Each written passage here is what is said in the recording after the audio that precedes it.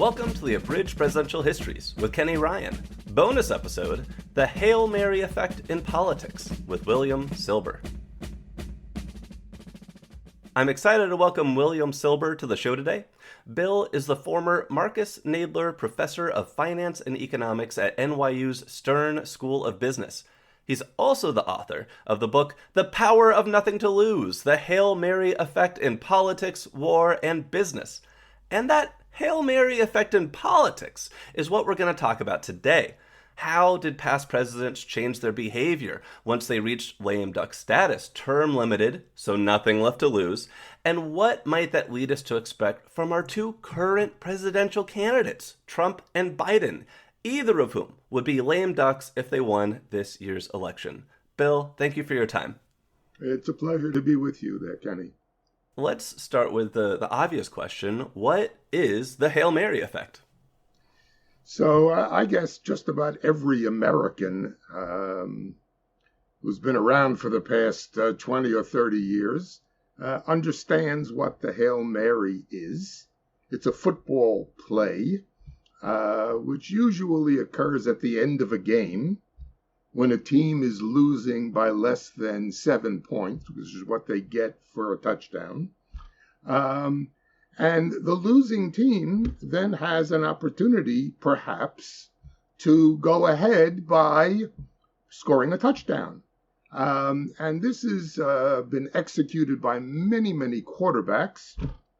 The most famous, of course, is Aaron Rodgers, who used to play for the Green Bay Packers, who's now, unfortunately, with the New York Jets. We'll see whether he manages to overcome the curse of the New York Jets. But Aaron Rodgers is famous for trying the Hail Mary, which is towards the end of a game, the last 20 or 30 seconds, if he's trailing by 3 or 4 points, and he gets his team towards the 50-yard line, let's say, he can throw the football all the way into the end zone. It's an unlikely event that it will be caught by his team because everybody knows he's trying to score a touchdown, but he has nothing to lose. Why does he have nothing to lose? The worst that can happen is there's an interception, but he's losing the game anyway. Yeah. So he might as well go for broke.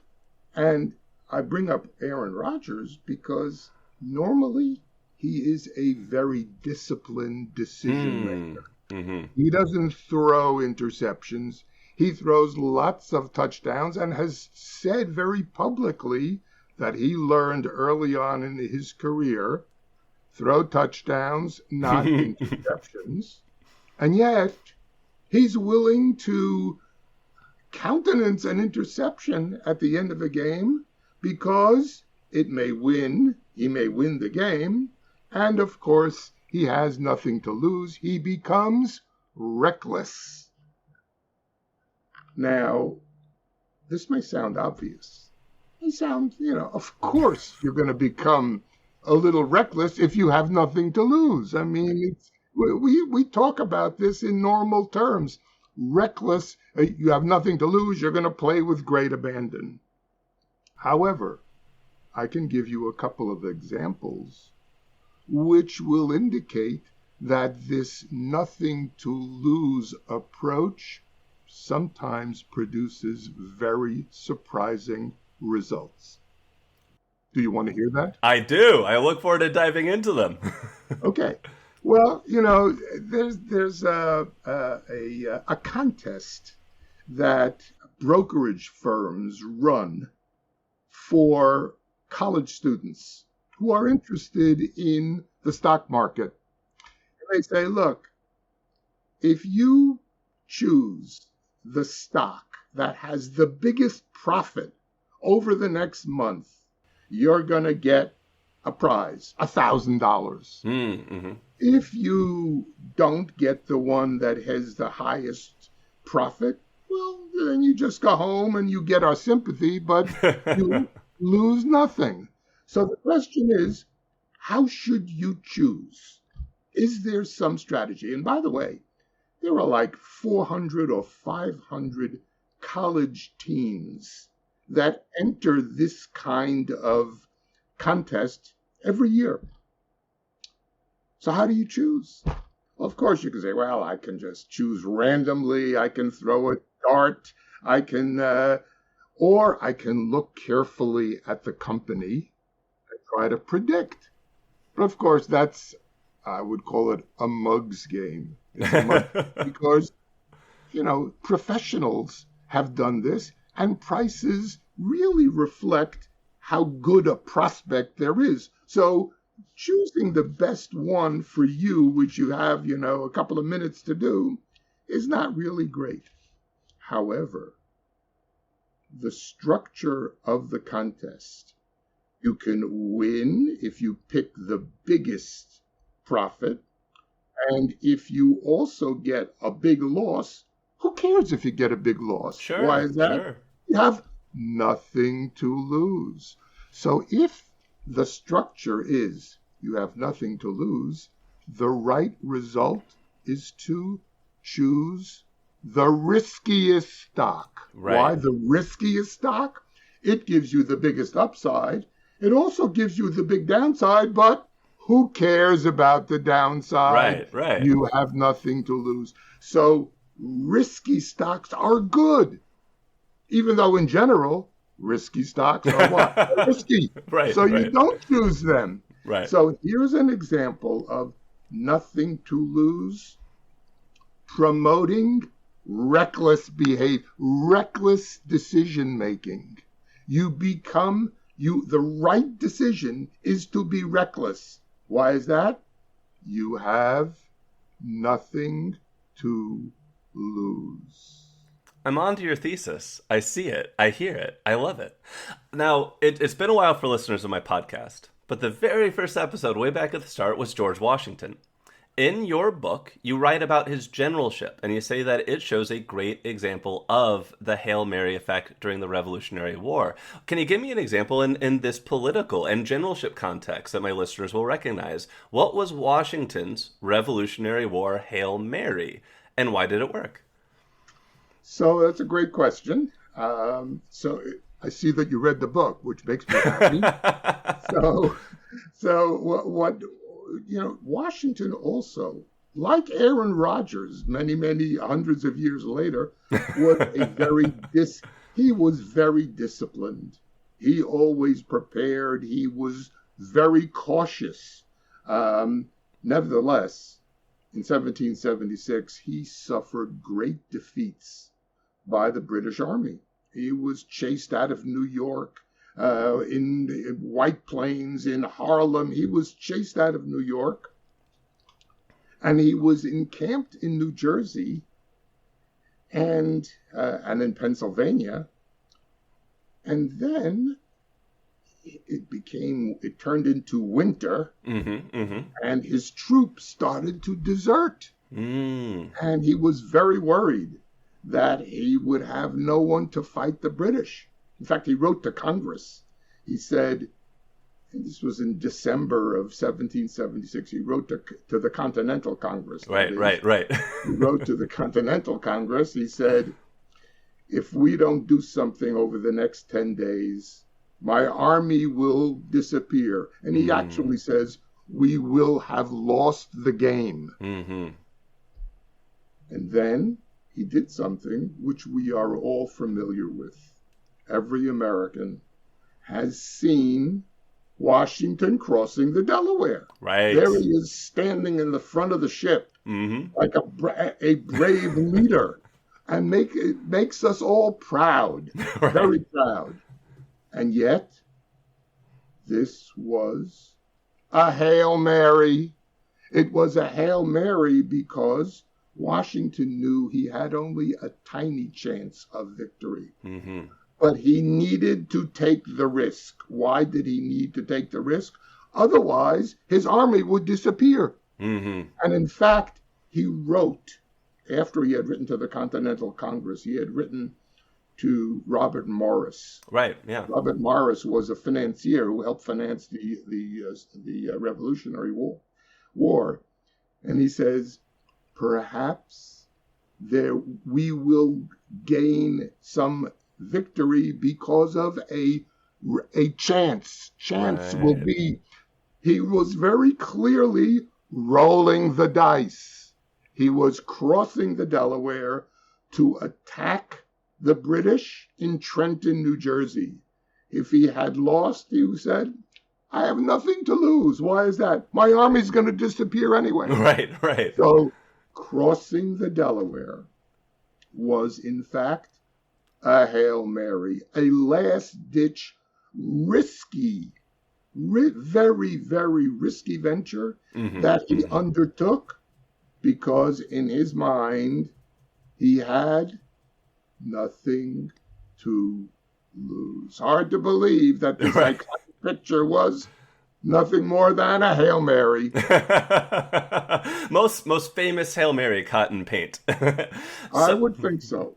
so Hail Marys are all about mitigated downside meets irresistible upside. And in football, as you said, though, we know in football they rarely work. Is the same true in politics? Or is the math behind the Hail Mary different in politics than it is in football? That's a great question. In point of fact, the numbers show that Hail Marys work maybe 2% of the time. Yeah. So when I say 2%, that's 1 out of 50. Right. Okay. I mean, that's really small.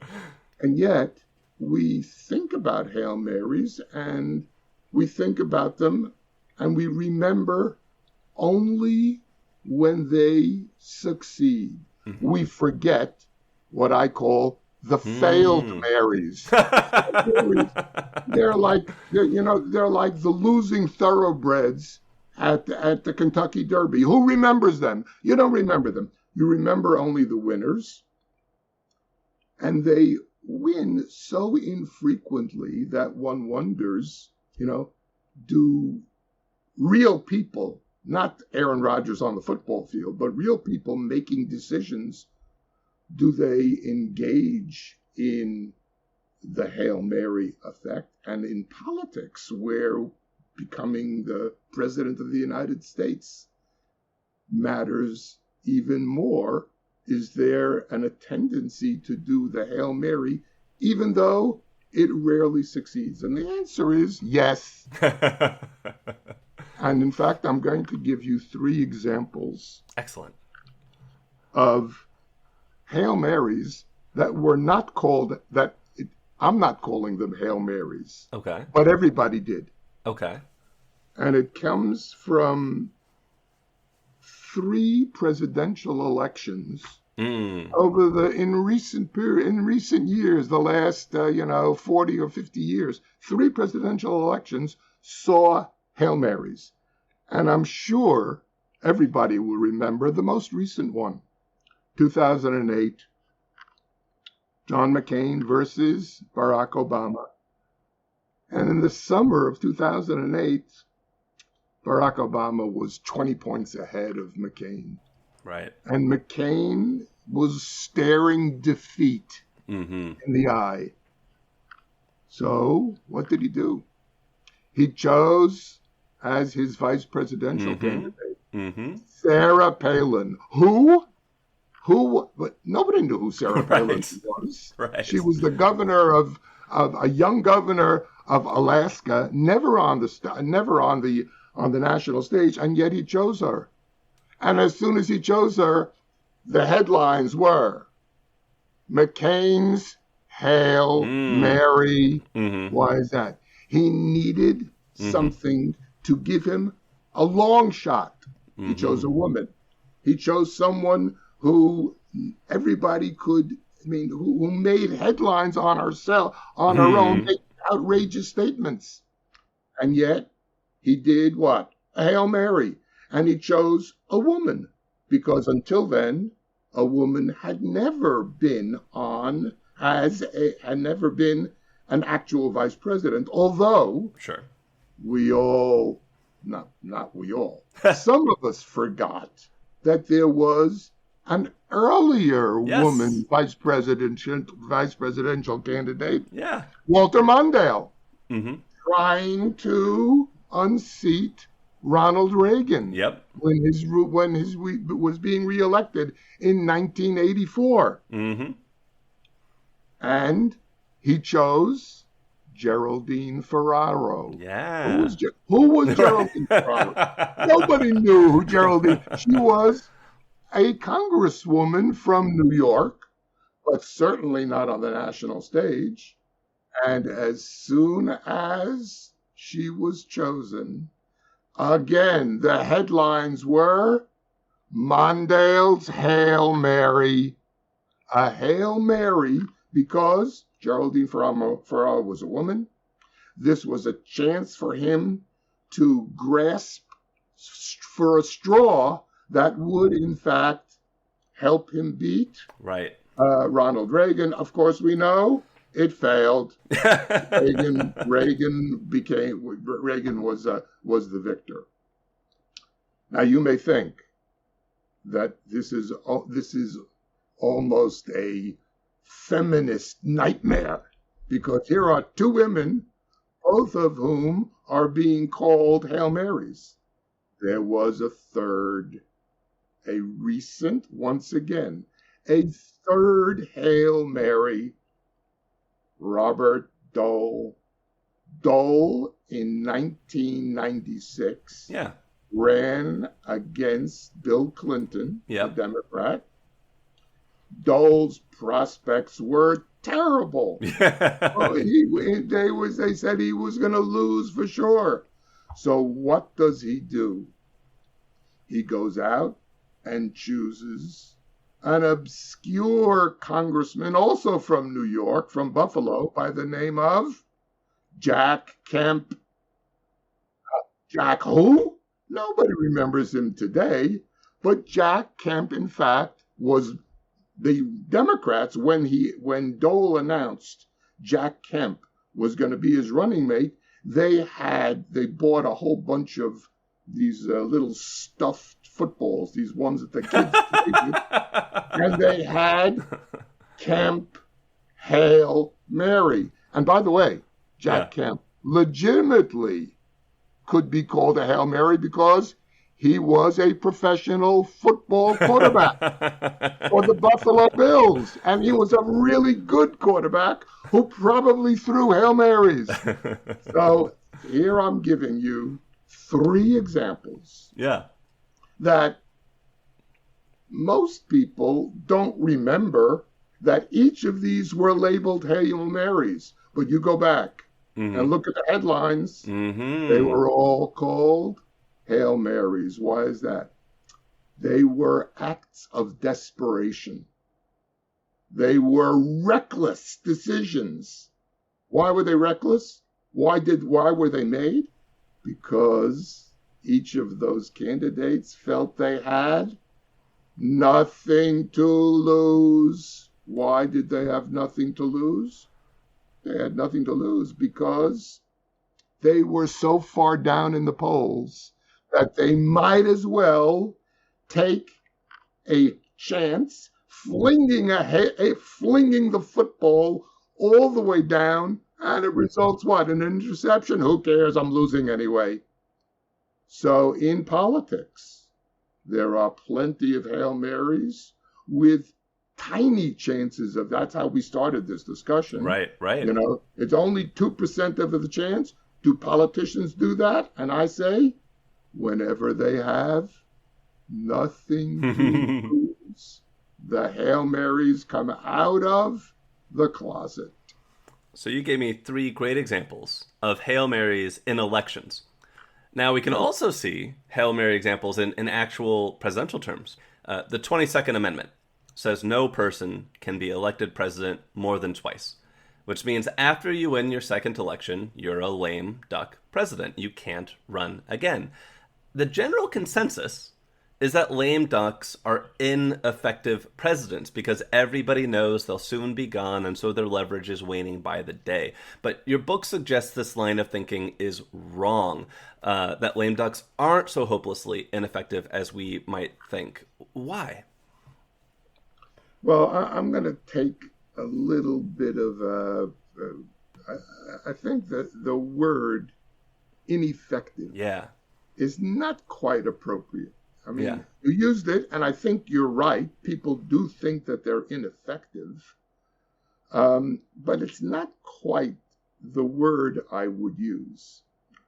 And I would say that second-term presidents maybe look ineffective precisely because they are becoming reckless, because they are undertaking Hail Marys that have very little chance of success. They're doing legislation which is unlikely to be passed. Why is that? Oh, they have nothing to lose. So, although they look ineffective, it's not on purpose that they're ineffective, and it's not because they're not trying. Yeah. They are trying. Yeah. But they are trying things that are unlikely to succeed. So instead of using the word ineffective, I would use the word reckless. Second-term presidents tend to be reckless, and their reckless behavior occurs precisely because they are undertaking Hail Marys and they are lame ducks.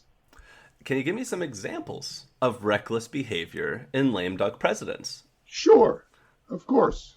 Otherwise, I wouldn't have said it. I can give you some examples, and it's interesting. You bring up the 22nd Amendment, Yeah. which was passed after FDR had 4 Yes. terms. It was passed, I think, in the early 1950s, 51 maybe, I'm not sure. Somewhere around there. But the next 50 years, the last half of the 20th century, had a bunch of lame duck presidents who did things in their second term that they probably would not have done in their first. Mm-hmm. Mm-hmm. And they all revolved around cover-ups.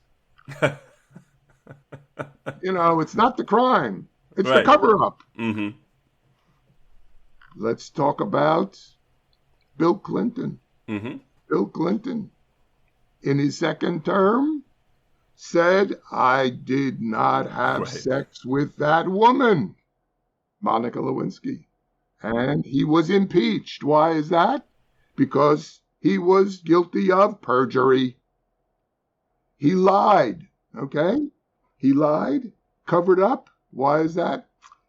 It was reckless of him to do that. Mm-hmm. He was being reckless, but he had no choice, or at least he felt he had no choice. And Ronald Reagan. Ronald Reagan, in his second term, denied the Iran-Contra scandal. He said, no, we didn't do that. And he was not impeached. But Right. There are people who said he should have been impeached for lying about that. Again, a reckless decision. And of course, Richard Nixon, Mm-hmm. also in the second half of the 20th century, Yeah. right after they all knew that the law said they could not run for a term after that. They were all clearly legal lame ducks. Right. So Nixon, while they did the Watergate burglary while he was technically still in the first term, he covered it up. I never did that. He lied and would have been impeached hadn't he resigned. All these are what? Examples of reckless behavior in second-term presidents that fit the image of a Hail Mary. Why is that? They had to do it because they felt they had little to lose, even though it tarnished their reputations. Let me just add one last thing Yeah. and say, I give you you asked me for some stories. Yeah, So I yeah, gave you some stories, right? yeah, You yeah, asked me. yeah. Uh, But you have to be very careful about proving something anecdotally. Of I course. just gave you some anecdotes, Right. some anecdotes of second term presidents who did some reckless things. And I say, well, it's because they were lame ducks. They had downside protection. But if you really want to prove that, if I Yeah. had to prove that, I'm going to hold myself to a high standard, well, I really need to do like, I'm not even sure if this is right because I don't watch, but reality TV. You know, the Ah, reality sure. TV Yeah, where yeah. they put they put him into a circumstance and they Mm-hmm. test them, right? Yeah. Well, what Presidential we reality really, TV. yes. So what we really need is to put presidents into a reality TV kind of contest Mm-hmm. where we show them two risky decisions that they make. And in order to prove my thesis, I have to show you that they choose not to take the risk when they are in their first term, but in the second term, they decide to take the risk. That would be a good proof. You agree with that? Yeah, yeah, absolutely. Absolutely. Better than this casual anecdotes that I just told you. Yeah.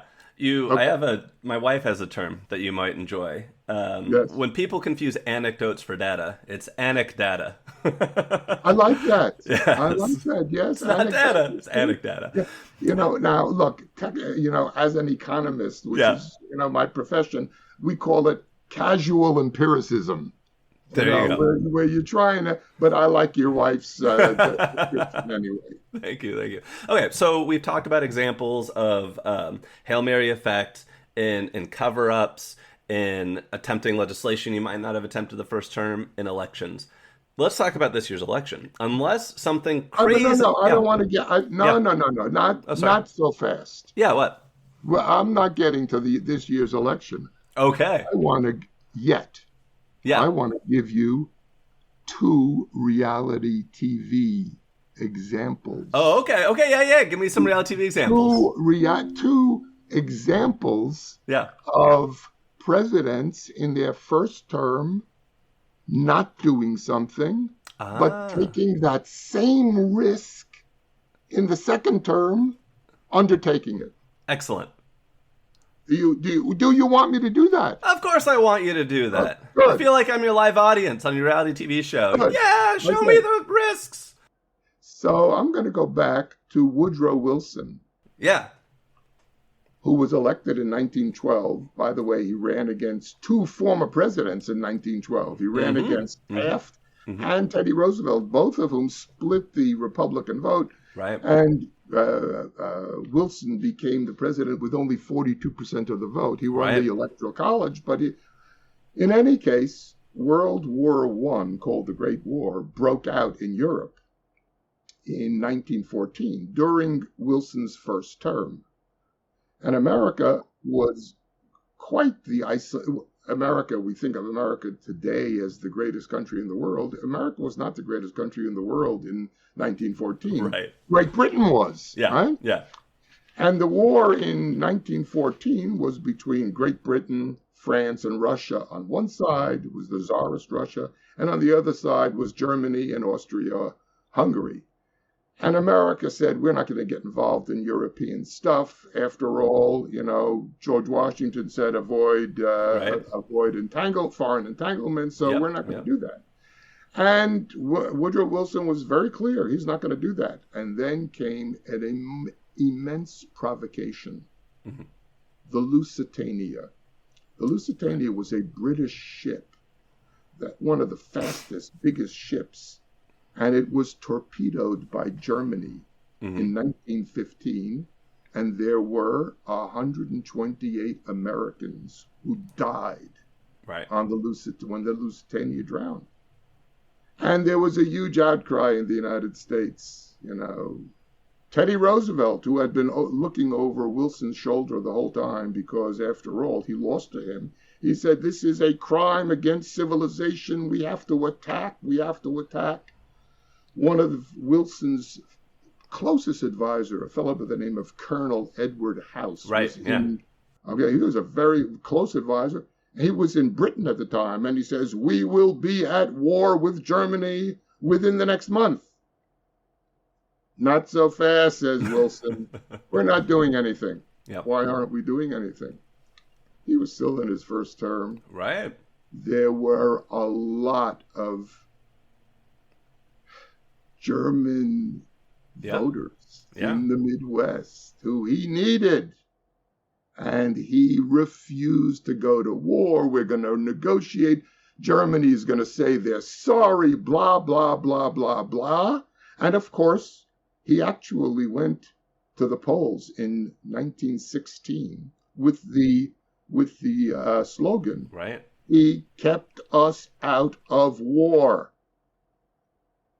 And then, after he wins, 3 months after he wins, in February of he wins in 1916, February of 1917, he breaks diplomatic relations with Germany.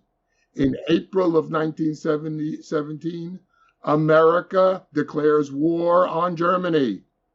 It was the same thing, only he had nothing to lose. Why is that? He was a lame duck. He didn't have to face the German and Irish citizens of the United States in the Midwest because he wasn't going to run again. Therefore, Wilson shows you that, give me the same two provocations. In the first term and the second term, I take the risky one, going to war in the second term. Why is that? I had nothing to lose. I'm a lame duck. The second example, I told you I was going to give you two examples. Yeah. Here's the second example. Franklin Delano Roosevelt was elected in 1932. Yes. In the middle of the Great Depression. He passed huge legislation to get the United States government involved in helping people socially, so on. And the Supreme Court declared those unconstitutional. And in 1935, at a cabinet meeting, Roosevelt says, well, maybe we should pack the Supreme Court. This is in 1935. And his advisor said, no, not so fast. Why is that? You have to face the voters in 1936. This is too risky. So, of course, he shelves the decision to pack the Supreme Court. And then when he has a landslide victory in 1936, he won all but 2 states with 8 electoral votes. In February of 1937, actually before it was the interregnum between the 2 terms, he was still president. What does he do in February of 1937?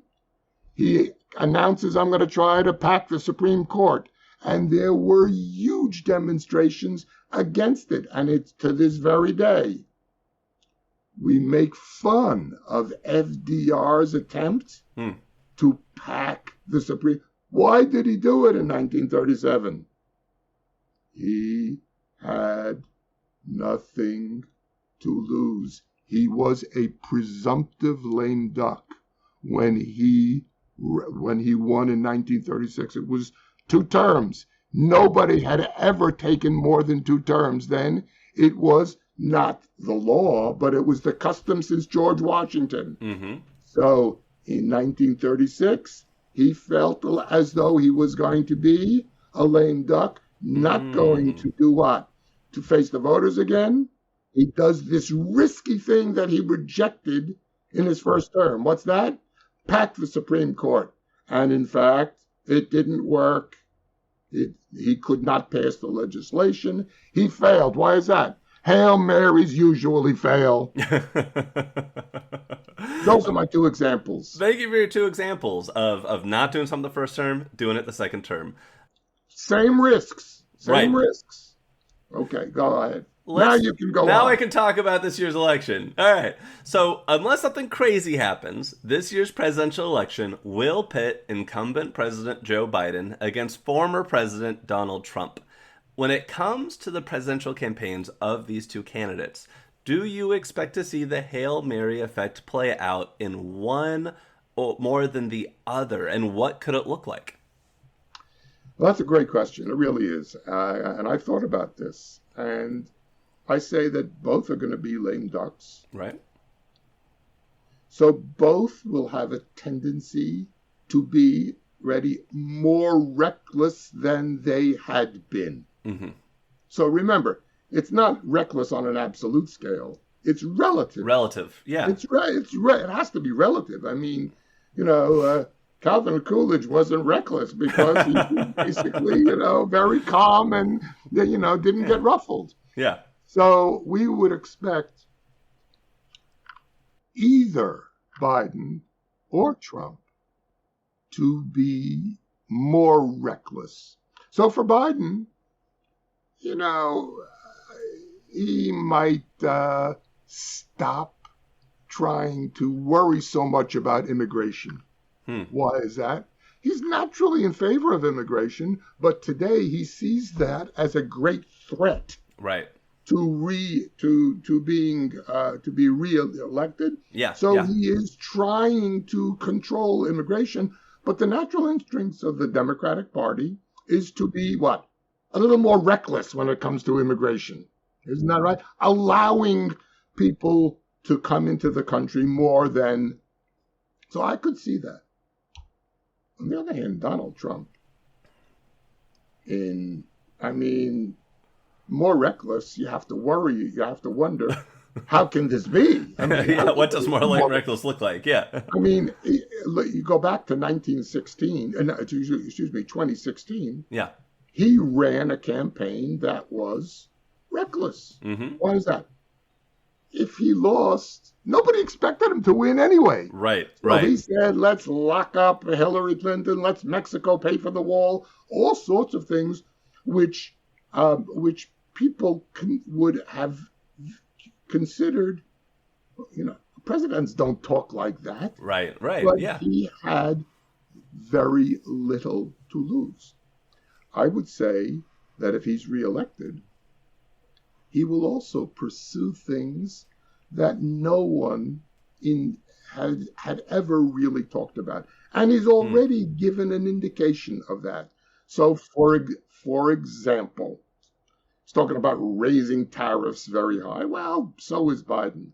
But he's also talking about, and this is a very technical issue, but is important to Americans, and that is, he wants to control the America's central bank called the Federal Reserve. Yeah. He wants the Federal Reserve to answer to him.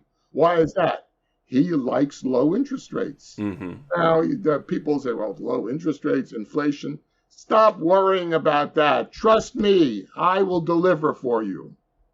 And I say, he's not talking about something, but there is a major threat that the United States is facing today, and that is our national debt. Sure. We now have 100% of our production in the United States is now tied up in national debt.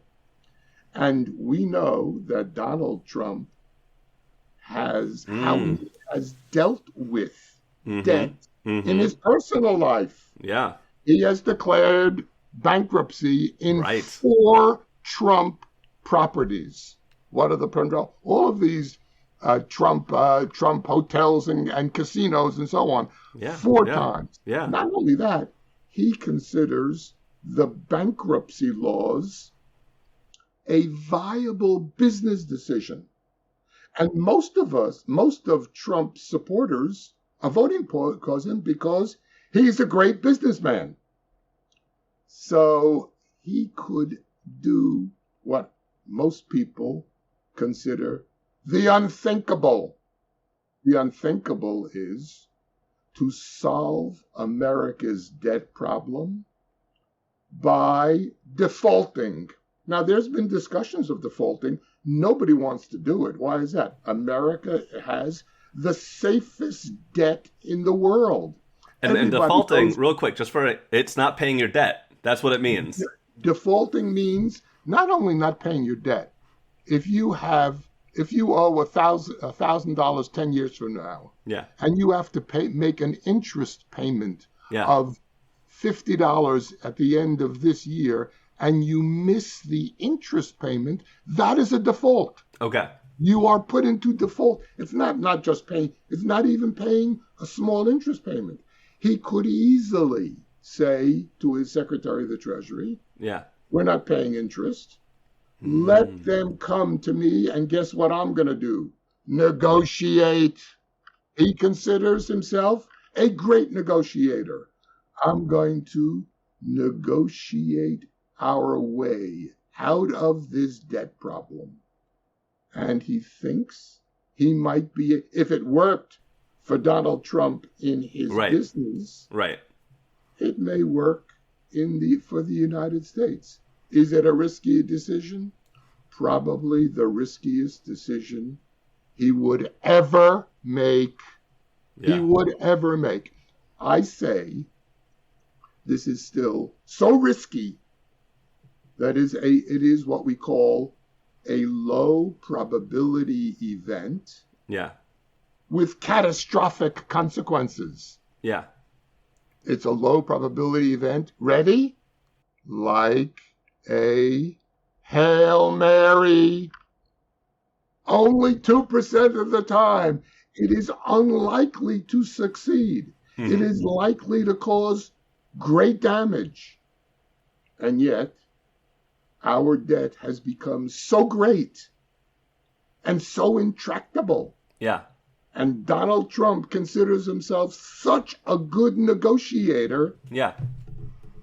That he may, in fact, try for America what he has done numerous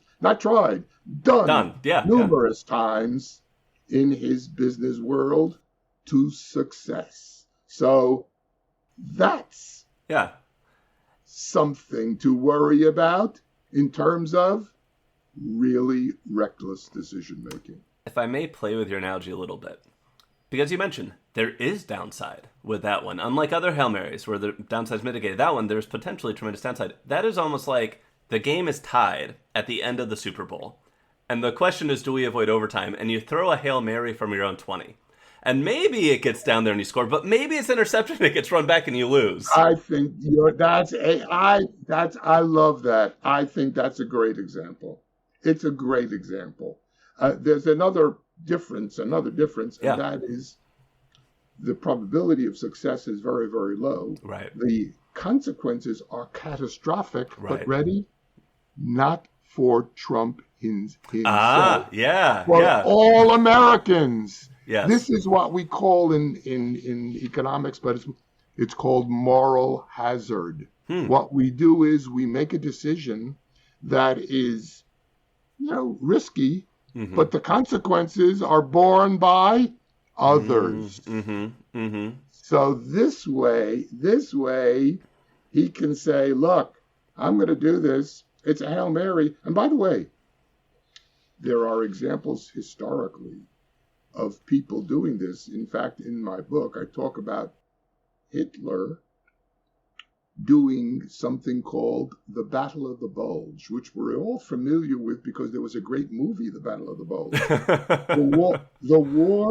The Second World War was lost in 1944, and yet Hitler engages in this counteroffensive, which causes a bulge in the Allied lines. That's where the Battle of the Bulge comes from. And why did he do that? Well, he wanted to give himself a 2% chance of victory, but what? The consequences were borne by the German people as a whole in the subsequent destruction. So there is your example, which is great. Thanks. But there's also this, the consequences the main consequences are not that Trump won't get reelected. He can't get reelected anyway. The consequences are borne by the American people that no longer can sell their debt at such low rates because it's no longer as riskless as the world believes today. There's one other area where American politics encourages this reckless, risk-taking Hail Marys that has a historical comparison I'd love to talk to you about. And it's something I've thought about a lot in the last few years. I often think about how in ancient Rome, you could not be prosecuted when you held certain elected offices. And this is why Julius Caesar, rather than step down from his consulship and face a wave of waiting lawsuits in Rome's courts, he crossed the Rubicon with his army instead, launching a civil war that turned the Roman Republic into a dictatorship. You know, a Hail Mary play, if I ever saw one. American presidents are also incredibly well shielded from the law. They run the Justice Department. They appoint the judges. Impeachment has never once worked for a president. Does this encourage American presidential candidates to consider the Caesar path or modern analogs to it when they can see, hey, if I'm president, I get protection from the law, and what risk will I take to get that protection if I know I'm in peril in court? I think that's a great example. And the only thing I would add to that is, well, they worry in their first terms about re-election. Yes. So once again, your example, this immunity from the law, takes on even greater power to promote recklessness in their second term. Because in the first term, they're constrained. Why? They still want to be reelected. Right. But in the second term, yeah, their immunity, they're immune from prosecution. They're still immune from prosecution. And they don't have to face voters, which is once again why second-term presidents tend to be more reckless. So I think your point about immunity from the law adds to the case that second-term presidents will undertake reckless decisions that they probably wouldn't have done in the first term. So I think it's perfect. It fits in perfect. If you've enjoyed this interview with Bill and want to learn more, please pick up The Power of Nothing to Lose, The Hail Mary Effect in Politics, War, and Business from your nearest bookstore. You can also follow Bill's weekly commentary released Sunday afternoons on his LinkedIn page. Look him up, William Silber, on LinkedIn. Thank you for your time, Bill.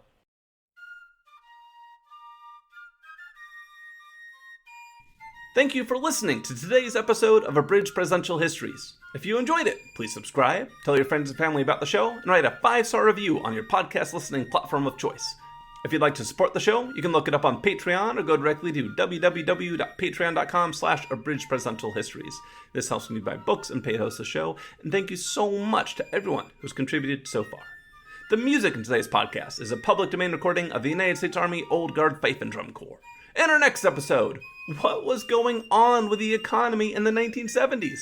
Why did Carter take the blame for the fall, and why might he deserve credit for the recovery? We're talking stagflation and Paul Volcker with Stanford historian Jennifer Burns next time on Abridged Presidential Histories.